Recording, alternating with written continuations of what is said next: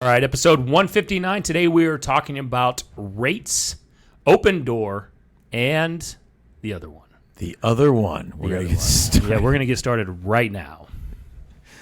No, Matt. Hey, thank you for watching. We truly appreciate it. Checking out another episode of The Only Real Estate.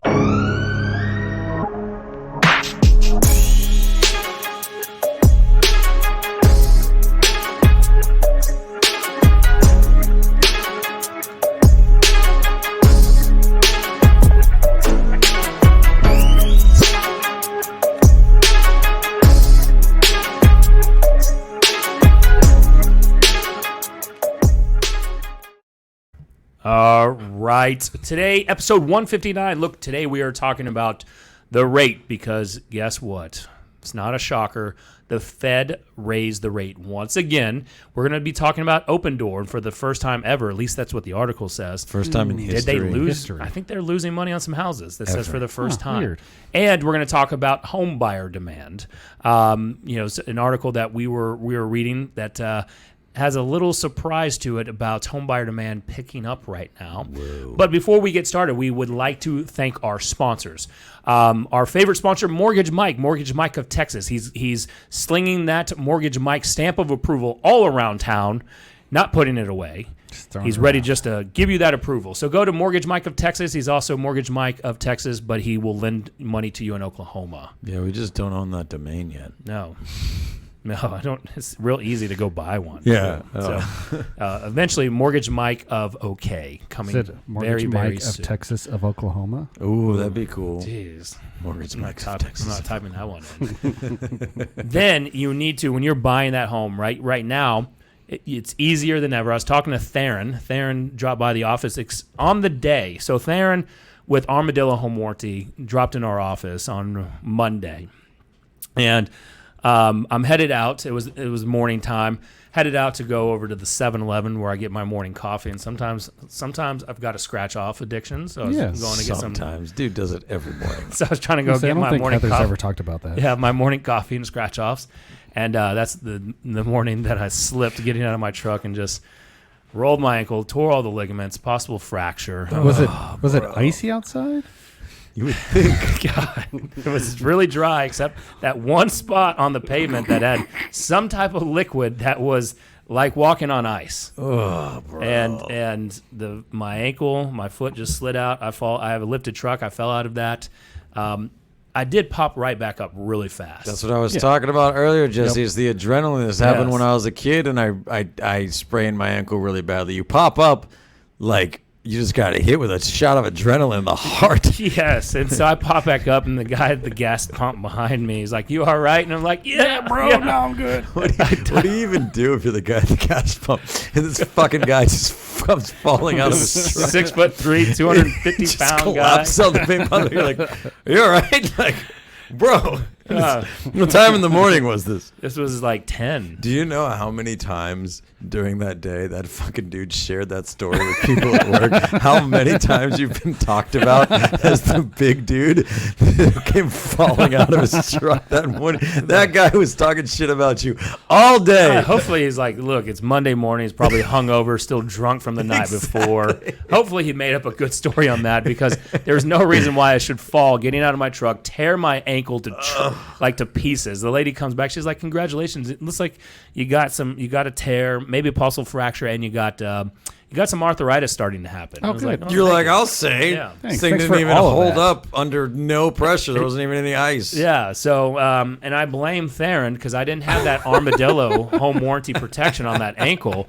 So if you're wanting to protect your house when you're buying it, just don't trash it like my ankle I did on Monday. Go get a home warranty with Theron Smith over at Armadillo Home Warranty, armadillo.1/TOR, TORE. And then if you're buying this for a rental property, and you need to go and have a property management in place. You bought a rental property. You're wanting to be a landlord so that you can get that time freedom back, right? And as an agent, your job is to make sure that you're setting up your landlords, your investors up for that best position to win, which is to help build that financial freedom and get their time back. So get them over to Dana Wynn over at Homeward DFW, the best property management here in the Dallas-Fort Worth area. So just go to homewarddfw.com and tell them that the guys over at the podcast sent you. I don't know how to fact check this. I'll have to go back to those shows. I think Nick changes who he says our favorite sponsor is like every show. I think he does. He doesn't always say Mortgage Mike is our favorite sponsor. I got to give them. It's like saying who's your favorite kid. Yeah. I mean, we all have one. Who's your favorite? Right? My parents openly say that I'm their favorite kid, though. Why would they not? When I ask them. So look, today's show. We definitely want to talk about the Fed increasing rates, right? Because we're still hearing, and we need to talk about this until it starts to sink in, is that agents in the industry, even if they've been in longer than 5 years, if they've been in that 10-year, that 12-year, that 15-year mark, we're starting to see them, those agents not know how to win in this marketplace. Yeah, 100%. And this is, I think it's just like you said. It's really interesting to have these conversations because there are so many different variables and ways to view things. Like we've said this for maybe 9 months now, almost a year, really. That this is not a 2008 situation. We don't see foreclosures picking up like crazy. People have equity in their homes, right? Like that's you're seeing home sales slow, but you're not seeing a real estate collapse. That is true. It's also true that there are variables in this market that weren't part of what happened in 2008 either. Like we're seeing inflation at a completely different clip than during the times of the Great Recession, right? You're seeing rate increases in much quicker succession than you did back in 2008. And so in some ways, this is absolutely nothing like that, the global financial crisis of 2008. In other ways, it's completely different and doesn't mean it's any better or worse, just a totally different experience that I don't think people are maybe giving it credit for in that regard. And so we are having a lot of people that are saying like, oh, this is nothing compared to 2008. Well, it's just different. It's different, and people are trying to find ways to succeed right now. Well, look, it's different in a sense of are we going to see foreclosures pick up? Absolutely. I mean, when you have basically zero foreclosures in 2020, and you have you've got an increase in 21 and 22.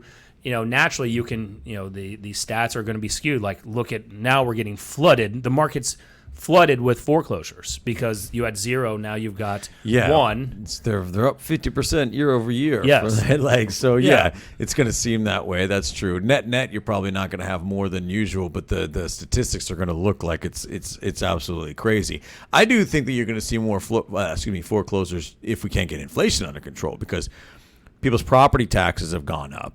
Wages have not gone up in very high in relation to inflation. And so if people's expenses just stay high and their property taxes stay high, that's where I think we're going to see a bit of a difficult situation because they probably can't refinance right now at a lower rate. No. So that's not an option. No. So I think what you see is right now the Fed raised their rate by 0.75 of a point. So, and what they're saying now is that the range at this moment is the federal fund rate is between 3 to 3.25%, and anticipates the ongoing increase going up. And some are saying like they're projected to be in the 4s next year. Yeah, that was so. The markets were crazy today. They were up at the open a little bit. The Fed raised interest rates. They went down. Powell started talking. They went back up again, and now they closed way down. Just because the forward guidance was that they were probably going to keep the Fed borrowing rate higher in 2023 as well, which I think was kind of unexpected for investors, and so that created some negative sentiment there. Well, the main uptick that I want to look at is the unemployment rate. Yeah. Right? Because while we do still see that homeowners they're sitting on a good amount of equity in their home, there's something that as we start to have this normalized market coming back, the average sales price has fallen, and we'll start to settle where that new average will be. Is that do we see people getting in trouble because maybe they lose their job? I was talking to a buddy today who's in medical sales, and they've had record years since COVID. Yeah, and they're now having layoffs that are happening. And I said, you guys are having record years. Are you having layoffs because you're projecting the industry to be bad? He's like, not really. What we're trying to do is we don't know how bad this economy is going to get. And so they're just building up their cash coffers so that they're prepared for something that could be really bad. You see it in a lot of industries right now. These are the facts that we have to face. If the market continues to contract and the economy continues to contract the way that it has, we're going to see layoffs. So yeah, those things are not secular. They all act as one big part of one economic ecosystem. If people get laid off, that's going to lead to more difficulties in the housing market for sure. That's going to lead to lower buyer demand, and it's going to lead to lower sales prices. It's simple as that. Now, the more that happens, the more likely that rates come back down more quickly. For sure. So here's the projection for unemployment. So I want to track the unemployment rate, not for buyer demand, because we can probably find a way for buyers to win in this market even at a higher rate, which I'll go over. I just posted on my Facebook page a question to see which one they would choose, because we're starting to hear a lot of objections in the marketplace. But right now, the 2022 unemployment rate rose to 3.8% from 3.7%. So small minor uptick.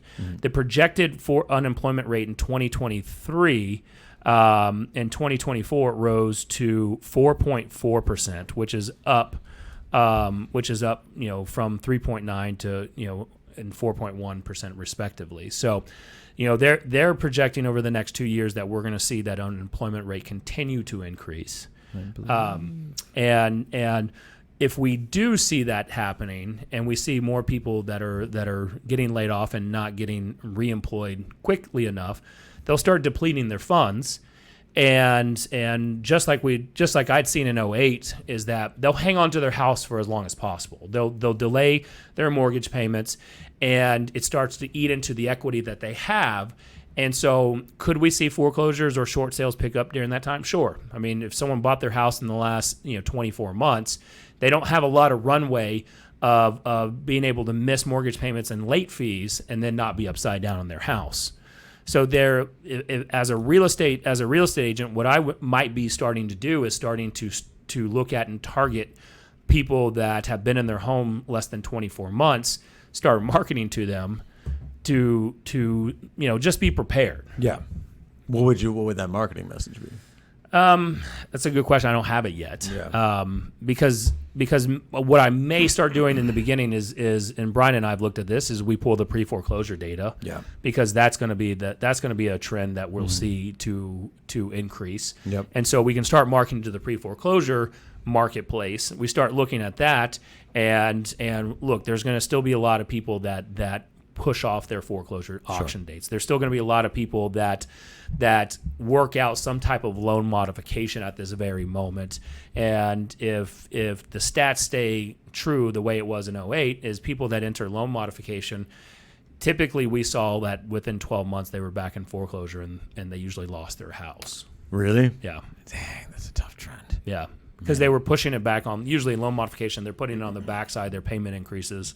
Yeah, and so they got to make up the interest that they're supposed to pay and stuff. So if they didn't get their employment, if their income hasn't picked up, or they didn't catch back up, or it just that one's tough, right? Because as a human, I want to see them work it out. I don't want to sell their house as a short sale. Sure. I don't want to come in and buy their house at a steep discount, unless we've exhausted every other option. I want to explore this. I don't know how to line this up where they can't do it on the fly, but create just like an economic forecast model of like an economic model that would forecast like what the worst case scenario would look like in cases of certain levels of unemployment and foreclosures in the market and things like that. And none of this I'm saying to be scary or doom and gloom, by the way. Like, I'm a strong proponent that opportunity manifests itself differently in different market environments. And if I quite frankly,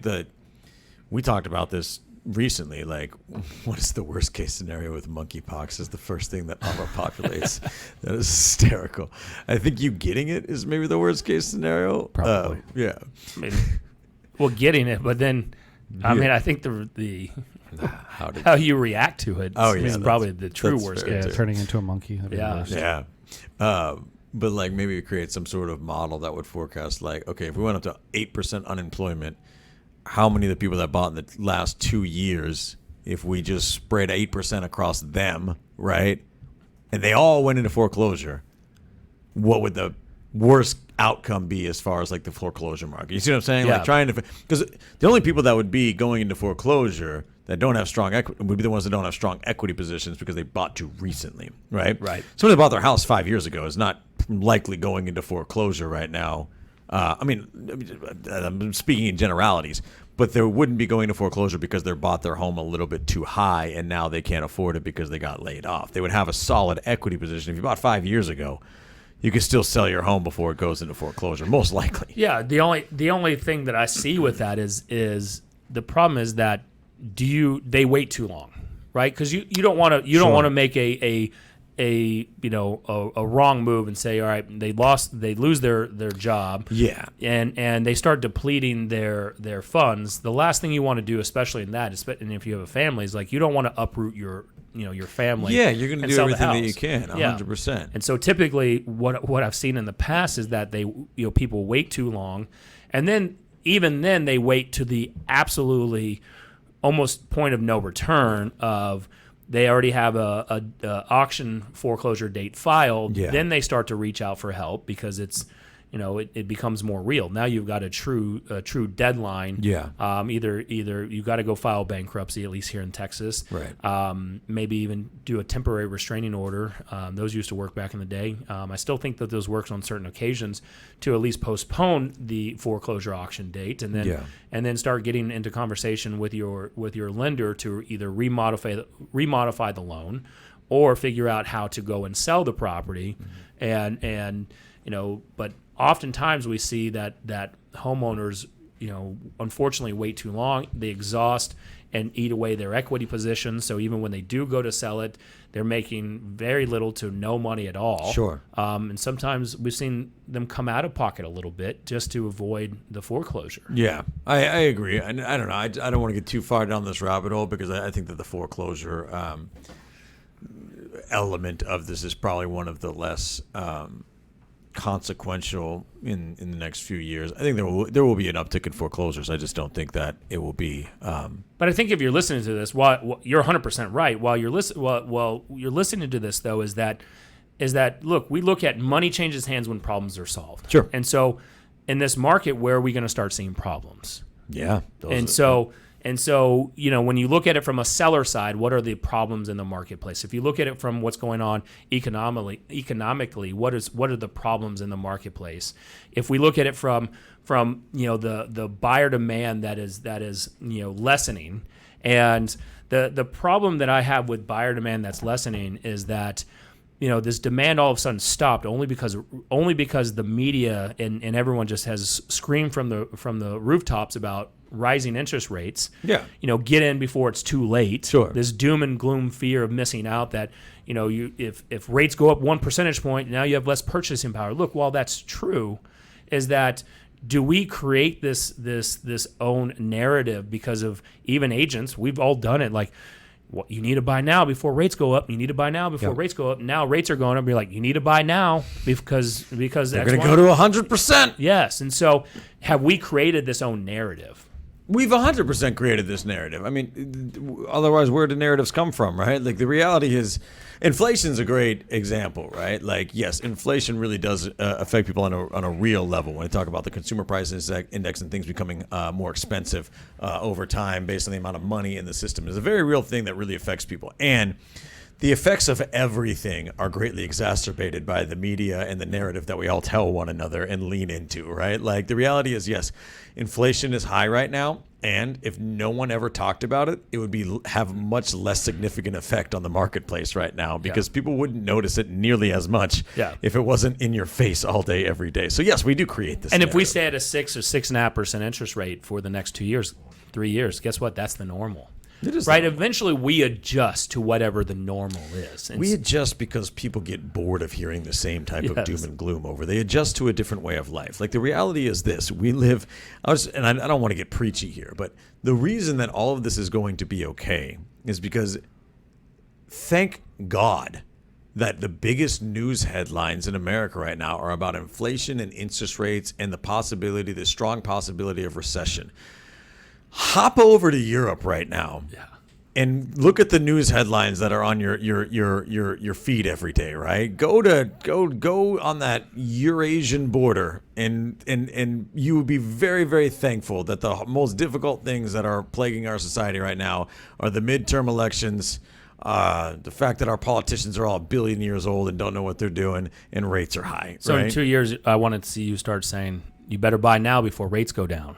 Exactly. It's like, maybe we can just manifest that, because I do. I mean, I asked the question on my Facebook page, and I said, would you rather buy a home and get a lower interest rate, but you would have to pay at minimum $50,000 over the seller's asking price, which means more upfront cash out of your own pocket, or buy a home and get a higher interest rate, but you can buy the house at or a little below the seller's asking price with a smaller down payment and less cash out of pocket.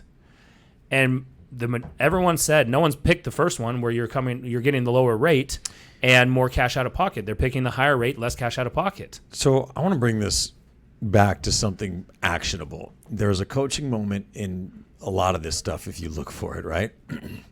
You are 100% right. This is so crazy. Because that I'm actually 100% right. Yeah, because he's never right. No, it's crazy that is what the answers are. Because, by the way, that would be most people's logical reasoning, right? It's amazing how people make logical, rational decisions when the questions are hypothetical rather than when they're immediate and they're tangible and they're real and they're happening in your world. And what I mean by that is, like, people thought it was an amazing time to buy a home at a low interest rate for the last couple of years. They thought it with so much ferocity did they believe that they were willing to come $50,000 or $100,000 out of pocket to put that into the house, which really isn't considered equity if you're going that far over the market value. You got to make that up in appreciation over time, which, by the way, is what's leading to prices softening right now. People's actions are different than their words. If you had asked people in a vacuum a hypothetical question in 2017, you're like, hey, would you rather pay a higher interest rate, which over time is going to be flexible? It might go up, it might go down, like the average rate, so you may or may not be able to refinance. But if you buy properly and you can always afford your payment, you can make sure that your payment stays where it needs to be and at least on the front side. Or would you rather not know if your offer is going to get accepted no matter how much cash you put down, put all of your savings down just to get a home, and you might not even really think that that's the right home for you. You're just buying it because everyone else is buying and you think it's a good time to, it's a good time to buy, right? Until that situation came up, no one would ever choose the second one. They'd be like, dude, I would just buy when the rate is higher, but I'd keep I would buy a house that I could afford at whatever rate, and I would refinance if rates came down. And if they didn't come down, I would make sure that I bought a home I could afford at the rate that I was currently at. Like, of course that's what I would do. But that's not how people act. And the reason that I bring that up, and what I say is actionable about this, is that we talk about the skillionaire conversation. This is your job right now. This is the coaching moment to take away from this, is people want to make decisions that are best for them. They do. Everybody does. We all want to make decisions that are best for us and our families. This is universally true. People feel pressure from a lot of different sources to make decisions in the moment that they feel are what's best but they would never make in a theoretical situation. Right? If the situation was, if the prompt was hypothetical, they would choose a completely different outcome. Nick just proved it with that post. Most people would rather buy at a higher rate and still buy a house that they can afford at that rate rather than come out way out of pocket for a house that they might not even want. Most everybody would choose that.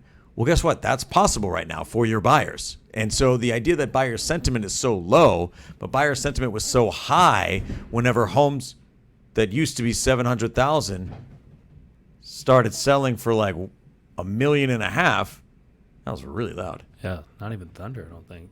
That was weird. Then people thought it was a great time to buy then, and they would do whatever it took to get the house. And so your job right now is to be the economic advisor of choice for your prospects. Educate them on the idea that, look, there are pros and cons to every market. The con here is, yes, you're going to be at a higher interest rate from an entry-level position. The pros are that sales prices and asking prices are coming back to a more rational level, which is great, right? And you have more inventory, and you're going to be starting to build equity in your home from day one rather than coming way out of pocket in cash, which means that you're already starting from a negative equity position. Yeah, because you didn't have it in the first place. You didn't have equity, right? Yeah. If I go and I pay $100,000 for a $50,000 car, the car doesn't become worth $100,000, right? Unless I could sell it to somebody for $100,000. That's all we're seeing in the marketplace. So that's the problem right now is too many people they're just reading the clickbait headlines from social media, from Twitter, or even from their news outlets. Yeah. And so now I did say NBC5 here in DFW had a, and I meant to try to figure out how to download it and put it, just put it out there. So we can see, all right, the media is starting to pick up on some of this. Like, is this now a good time to buy? Because you can come in at or below asking price. Yep. You can possibly get some seller concessions. You can start, you don't have to come out of pocket the way you did over the last 2 years, which is what sidelined so many buyers. And now when the objections we're getting is like, we're going to wait for rates to go down. I'm like, so when do you think that is? And what stopped you from buying the last 2 years? Yeah. Oh, the market was hot. 100%. I would say that exact, and this is where, and I know this is what you guys are doing and training on from a tactical perspective. You just need to be able to have better conversations and handle those objections. We're waiting for rates to come down. We can make rates get down. We can bring rates down today. Right? We can bring rates down today because the good news is there's enough inventory on the market now and sellers have enough equity that if you offered them a reasonable price for their home, you can get a seller concession where you can buy your rate down. If you could buy your rate down 1.5 points and bring your payment down, would that work for you? Right? You're like that. Like that's the problem you can solve.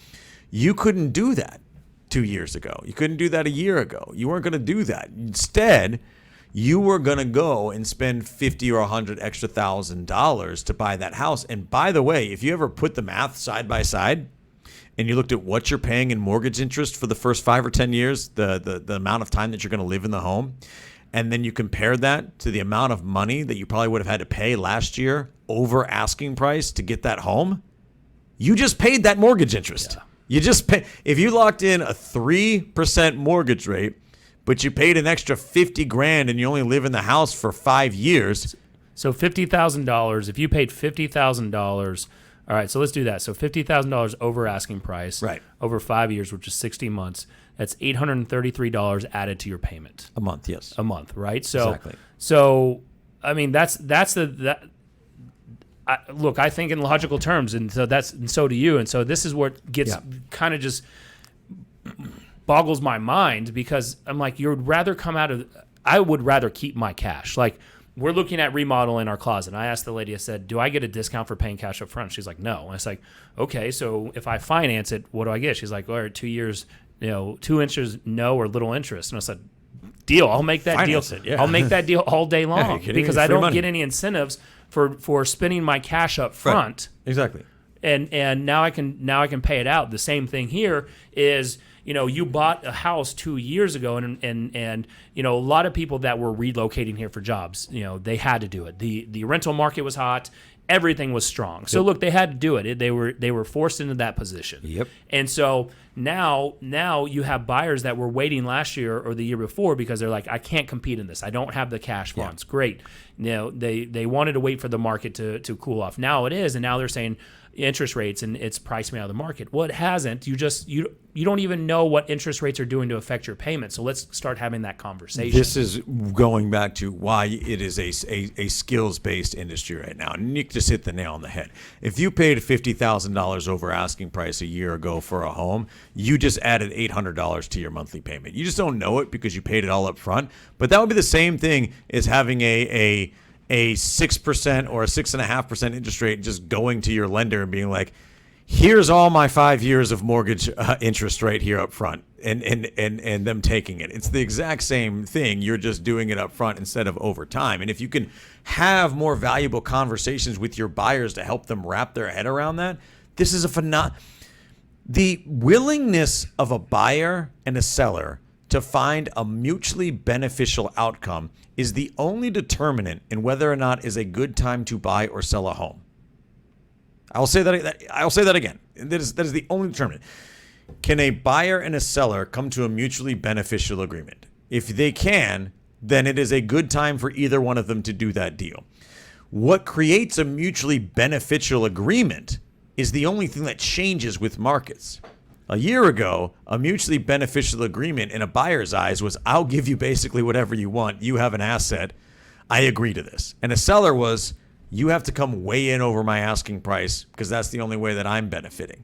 And so for some crazy reason, we lined those two up in a big way, right? We had low interest rates, which were a variable, buyer exuberance, which was a variable, and now the market has changed. And the way to find a mutually beneficial agreement is for sellers to go, I've had a great equity position for a while now. I don't need to beat you up on asking price or have you waive all your contingencies. In fact, I can even concede a bit and still make out like a bandit. And a buyer can go, okay, I appreciate that because I don't want to pay $50,000 extra over market value just to lock in a lower interest rate. I'm going to lock in a higher interest rate.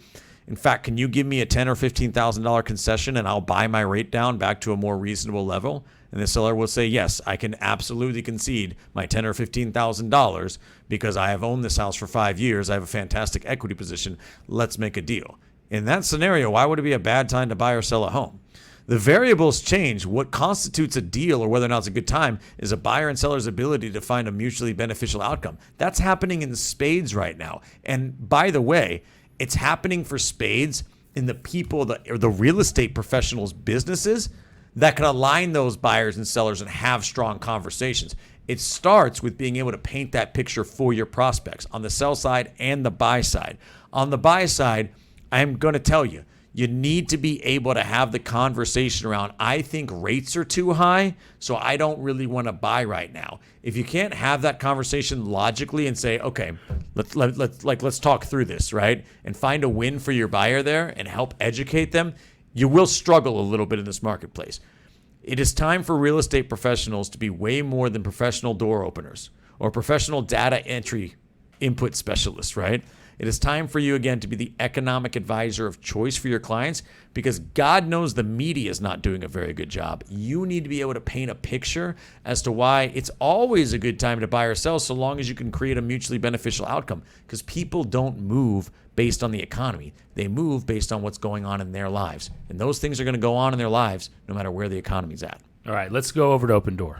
Please. So OpenDoor reported it lost money on 42% of transactions in August as the U.S. housing market falters for everyone, right? So there was a podcast episode in which the three of us talked about the only bubble happening in the real estate industry right now is that institutional buyers that make money more off service fees than off of equity positions are going to overshoot at some point because they can still make money even when they take a loss on the sales price, and they're going to continue to buy and buy and buy, and then they will liquidate en masse at a loss, and that is what might spark a big bubble in sales prices that soften. Man, I wish we did a better job of cataloging what we say on this podcast because I'm 1,000% sure we talked about this a bunch of times. Sure we have. I don't think it was a specific it wasn't. It was probably off the cuff. I don't think that was a topic that we meant to Yeah. bring up, but we just started talking about it. But OpenDoor has warned investors that it thinks it will lose as much as $175 million in adjusted earnings before taxes, depreciation, and amortization in the third quarter. These losses don't include fees, charges to customers, or expenses incurred in renovating and marketing homes, and the losses between mounting since the housing market has been declining as mortgage interest rates rise. So, the test right now, and this is where the opportunity is, that and the last several years, what we have talked about on the show is that, look, the iBuyer programs, the iBuyer companies has been taking at bats away from agents before agents got in front of them. Oh yeah. Right. And they could do that in a rising rate or a rising sales price market, an appreciating marketplace. Now the real test is going to be, Zillow bowed out last year. So Zillow offers is gone. We'll see. I think they partnered up with OpenDoor. They partnered with them, and now I'm taking a loss on 42% of their deals. I can't imagine how long they'll be hanging in there. And so now OpenDoor is, we'll see what OfferPad starts talking about. But the real test is going to be, can they survive in a normalizing marketplace? Yeah, what value do they bring in a normalizing marketplace? I mean, their value is always convenience. Convenience at the expense of what? I think that this is, I want you guys to hear this. The expert real estate advisor is more valuable than ever right now, and I do believe people are going to see it that way. 100%. And that's where, again, we talk about, and you're going to hear it over and over and over again, probably over the next several months as we enter more and deeper into the recession, is that money changes hands when problems are solved. So right now, the iBuyers are having problems, right? So your at-bats are not getting lost at this moment to iBuyer companies. In fact, I know of people where the OpenDoors, the OfferPads out there were under contract with homeowners and then just decided a week or two before closing, happened to one of our clients, a week or two before closings, they were like, actually, we need to lower our sales price. Us as well. And first off, people do this out of convenience. So if you agree to a contract price, Brian, out of convenience, and then a week before closing, that person you entered into a contract comes back to you and said, hey, by the way, I want to lower our agreed upon price, does that make it more convenient or inconvenient for you? Yeah, I mean, how far does your premium on convenience go? Are you willing to take less just because it's more convenient? We had the exact same thing happen on a couple of our listings. I'll name names. It was Sylvan did the same exact thing to us on a couple of listings. And so, one of the things that I think that we need to take a little bit of stock of is, sentiment is changing in the market in a lot of different ways. The things that were the boogeyman before, I just think that we're proving right now with economic conditions, like the iBuyer programs are getting a ton of bad press right now. That's not going unnoticed by the general public. This business model doesn't work. It's not sustainable long term. And we're seeing it right now. And so, what was it, Jesse? Something like, amount of deals in North Texas that were from investors in 2021 in North Texas. It was 20-something%. Yeah. Guys, that's just...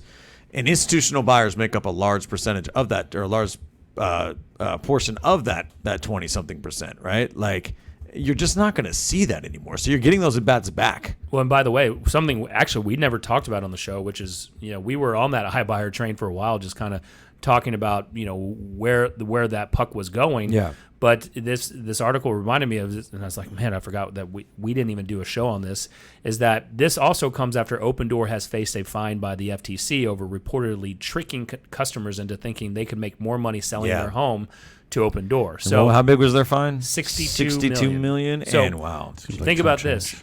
They got fined for tricking customers into thinking they can make more money selling their home to OpenDoor. So it comes as the company reportedly pitched potential sellers with misleading and deceptive information, with most customers making thousands less than they would have with a more traditional approach. So here we go. Yes, they literally got fined for lying to the general public about their literally their entire business model, which is like, we'll give you a fair market value offer. No, you won't. That's why you had to pay a $62 million fine. I was way off. Tarrant County was 52%. Dallas County was 43%. And Collin County was 34%. Denton County was 39%. All those percentages are the amount of home sales last year that went to companies. 52% down to 34%. So an average of about 40-something% of all home sales in just here in the North Texas region. I know we're not talking nationally. It was 13% nationwide, which is a lot. Guys, if you're worried about where the housing market is heading, understand that your biggest competitors are going out of business right now. Well, they are just or they're are. slow. Yeah, and then that's. Or their business models are being exposed Yes. for being entirely cyclical. Well, and they're slowing down, so it allows you to catch back up. Because I think we did, as real estate agents, we do a really, really poor job of communicating out, our message. And usually what we end up doing is we just reshare something that someone posted and see, I told you, OpenDoor, did you see the $62 million fine? And people they're not telling the narrative. Right. They're not telling. People learn in stories. Like the narrative needs to be, look, I know that you guys have probably looked at OpenDoor. I'm sure that you probably, if you've thought about selling, you probably have either considered going down that path. Because look, it seems like it is a more convenient way. You don't have to get your home show ready condition. You don't have to have all these showings. You don't have to deal with real estate agents. I get it. Sometimes dealing with real estate agents suck. We deal with them all the time. And so, from that is that, what we're seeing is what we should have done a better job. So I apologize to you to the consumers that we should have done a better job to get the story out there about how selling your home to OpenDoor or to an iBuyer doesn't actually make you more money. In fact, this tells you right here that the FTC fined OpenDoor $62 million because of deceptive trade practice, because they were misleading and being deceptive with information that most customers could make more money selling to them than they would have selling the more traditional approach. In fact, they're saying the more traditional approach would have put more money in their pocket. So we should have done a better job as the National Association of Realtors, as the real estate community, instead of just resharing and saying $62 million fine. Yeah, you're just resharing it on Facebook. That's not having better conversations with people. No, and no, your consumer doesn't even know what that means. Yeah, they're just seeing you. You almost come off as this jealous person. Yeah, you look bitter. Yes. Yeah, you end up looking bitter. And so we need to do a much better job of getting that narrative out, because this is the time. You want to skill up. You should be skilling up by getting that narrative and that story out. Right now, it is still an amazing time to sell. Guess what? We've been taking expired listings. We've had one that was on the market for 60, 90 days, whatever it is, just went under contract in less than 2 weeks. Nice. Right? We just had one, a luxury one that an agent put on the market. We already have multiple offers on it. There's still that out there in the marketplace. But you would think by what the media is saying that nothing's moving. Yeah, I mean, this thing is a ghost town out there. It's not the truth at all, right? We're talking about percentage points, not collapses, right? Home sales have slowed, and there is plenty of activity out there. There's a lot of competitors getting out of the way. If you're more skilled in having better conversations and practicing your skills daily, you're going to be just fine in all market environments. The worst thing you can do is lean into the doom and gloom right now. Yeah. They're also comparing the statistics from this year compared to the last 2 years. Yeah, which is just bananas. It. Yeah, it's like we should be comparing them to 2017, 2018. I think we should just start our own new one and say, you know what? We're starting fresh. Wipe the slate. Yeah. Oh, and so, man. Look, right now, what we're also seeing is demand for home loans have picked up for the first time in 6 weeks. So this is saying rising demand for purchase loans and refinancing as rates climb to new highs underscores volatility. The Fed is expected to continue rate hikes. And so in this, what they're saying is demand for home loans picked up last week for the first time in the last 6 weeks. Nice. And they are saying that the reason being is that people were trying to get in before the Fed hiked rates again. And so, the thing that I want to continue tracking is do we actually just see buyer demand pick back up because we do a better job of getting the narrative out there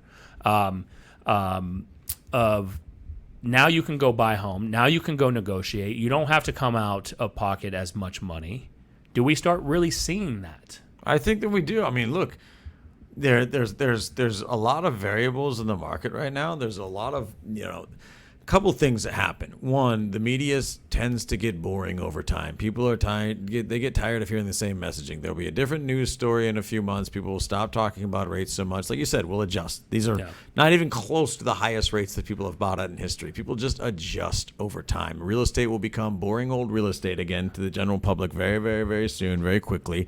And the forces that were gobbling up a lot of the market or a lot of the inventory are not going to be involved at the same clip, and that's a big opportunity for the everyday buyer and seller, which makes it a big opportunity for the everyday real estate professional. Yeah, so the requests for purchase loans were up 1% from the week before, but down 30% from a year ago. So you're comparing again to a year ago. Yeah, from a year to 2 years ago when we were seeing really unprecedented growth, in demand. But the crazy thing, and this is something that I don't know if you guys talk about this. I know we've talked about with Mortgage Mike on our team meetings, is that requests for adjustable rate mortgages accounted for 9.1% of the total applications. So we're seeing almost 10% demand for the adjustable rate mortgages, which before this, I mean, even if you were a real estate agent or loan officer coming out of the recession and you even talked about an ARM, you were almost immediately just, you lost your license. There's a bad taste in a lot of people's house, or a lot of people's mouths. Adjustable rates are a little bit different today. You have to qualify for the maximum rate in most cases and things like that. There are stop downs that have been put in place. That doesn't mean that, I think it's the best move for everybody. There is some leftover scars from that. For sure.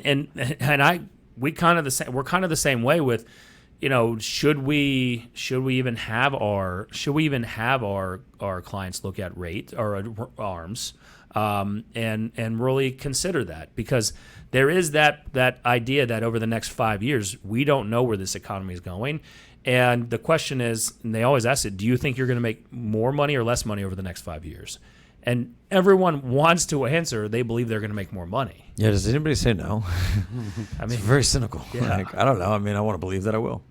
So I think most people say yes. But yeah, I would be looking more towards, negotiating power for affordability right now rather than adjustable rate. Just because I don't think I need an adjustable rate. I can get a rate buy down concession more easily. But I do see that that's not everybody's mindset. So those are picking up. Because I'm still seeing people pushing, even on a rate buy down, they're wanting to go to the ARM because they're actually overextending. Yeah. And even though we're saying not to do it, again, it's their money. Don't overextend yourself. That's how you get into bad situations. Exactly. So Facebook user, I don't know who that is, says, I believe it is really pertinent for realtors to be the expert and fight against the headlines out there, or people will freak out like they always do. Have more conversations, have better conversations. That's all I've been saying. And if it doesn't affect the entire market, that's fine. Allow it to affect your market. Allow it to affect your world and the people in your world by being the economic advisor of choice and bringing some logic and some reason to an otherwise chaotic environment. If you can do that, you're going to thrive right now. Get up every day, work your butt off, have a lot of conversations. They'll get better and better. You'll get better and better, and your business will thrive because a lot of your competition is going to step out of the way. Yeah. Speaking of stepping out of the way, I got to go on a listing appointment. So Mortgage Mike of Texas. Armadillo Home Warranty. Armadillo.1. Yeah, mortgagemikeoftexas.com, armadillo.1/tour. Homeward, DFW.com, home of Homeward Property Management for all your property management needs. So no hypothetical today, then. I know. We're going to have to do it next time. So but hypothetically, what happens if you're late to this listing appointment? Do you think you get it, or do you think you don't get it? I think if I'm fashionably late and I have an excuse of like, you know what, I was just coming from a way better house than yours, that's why I'm probably going to get it. Yeah. I think I'm probably going to get it. All right, Jesse. Take us out. Let's go. Hey, thank you for watching. We truly appreciate it, checking out another episode of the Only Real Estate Podcast Worth Listening To. If you're watching this on YouTube, please go ahead, hit that share button, hit that like button, and hit the subscribe button. right? We're dropping more stuff on YouTube constantly. If you're on iTunes, leave us a review, please. We're really, really focused on building up those reviews so we can get more searchable content on there. And if you're on Facebook, like everyone else is, go over and search The Only Real Estate Group Worth Being a Part Of. You're going to want to go join that group. I'm telling you right now, there's so much gold in there. So go join, share us on YouTube, and leave us that iTunes review. Please go do it right now. We'll see you on the next show.